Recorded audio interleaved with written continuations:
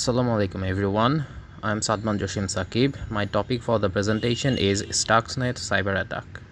It is a virus that almost started the World War III. It is also known as the world's most dangerous cyber attack. Now let's understand what cyber attack is. Cyber attack is an assault launched by cyber criminals using one or more computers against a single or multiple computers or networks. Cyber attack can maliciously disable computers, steal data, or use a breached computer as a launch point for other attacks. Cyber attacks can also be associated with cyber warfare or cyber terrorism. There are three main categories, that is criminal, political, and personal. My topic, that is Stuxnet Cyber Attack, falls under criminal and political category. Stuxnet is a cyber worm used as a cyber weapon. It is known as the world's first cyber attack to cause physical damage. It was specially introduced to take over certain PLC of the system and cause equipment to malfunction by feeding false data to the systems and indicating the equipments to be run as intended. This malware that spread on networks to infect the systems took advantage of the fact that PLCs are usually unsecured.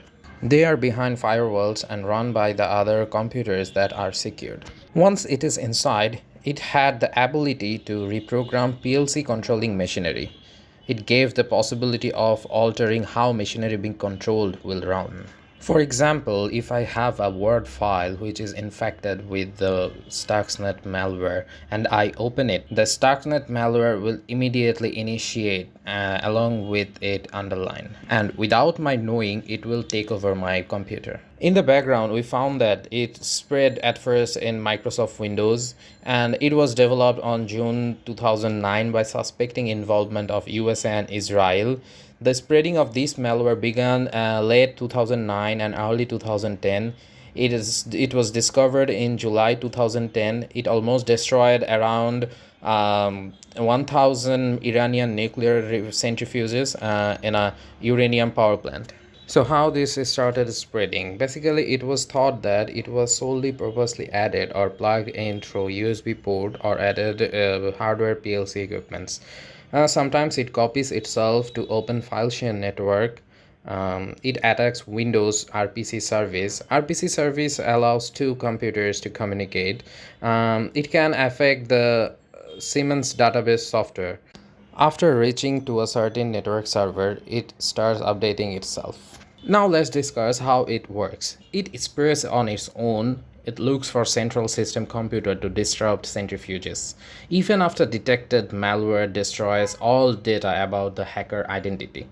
It stays hidden inside the system. It generates false data for user pretending everything is normal. It infected Iranian nuclear power plant through hardware equipments as it was more harder to detect than any malware. After infecting the system, it measures the operation system for 13 days and analyze data, confirming PLC controlling the motors in certain speed for 13 days. Then it raises the spin rates of the motors. Here we can see that after Stuxnet take over the whole system, including PC, PLC, communication processor, and frequency converter, after 13 days, it increases the spin rate to 1410 Hz for 15 minutes. Then it goes to the sleep mode for 27 days. After 27 days, it decreases the spin rate to 2 Hz for 50 minutes, and again it goes to the sleeping mode for 27 days. Stuxnet repeat this process over and over. These minor changes can be very small, but in nuclear power plant, it destroyed 1,000 centrifuges. Here we can see how it gets self-updated. When an infected RPC client communicates with another infected RPC server, it actually checks for installed version number. If it sees that it's not updated, it will send a request to the another Stuxnet version and gets updated. Now let's talk about the complexity. It is so advanced that estimated 20 times more complex than the previous viruses. It is written in 10,000 plus lines of code. It is written professionally and in C++, C, and other object-oriented languages. It is so small that it is half a megabyte in size. So let's discuss about the risk and threats. We can see that Stuxnet attack can be initiated in the internet server, nuclear power plants, electric grids, factories, dams, reserve banks, traffic control system, etc. Now let's discuss about its effects. It changed settings in centrifuges that spin nuclear materials, and it speed up the spin cycle to damage it, and it is needed to be replaced 10 times faster. It looks for the PLC to a certain specifications, and even after the emergency button is turned off, it will not work. It have to be shut down manually. Now let's talk a little bit about who created it and why. As I have already mentioned it as a political issue, in 2006 to stop Iran's nuclear power plant program, US came with a program to delay the program to buy more time for diplomacy and sanction. So this Stuxnet cyber attack was initiated. Stuxnet verifies that the discovered PLC is controlling at least 155 total frequency controllers, and Iran's uranium nuclear power plant happened to use around 160 centrifuges.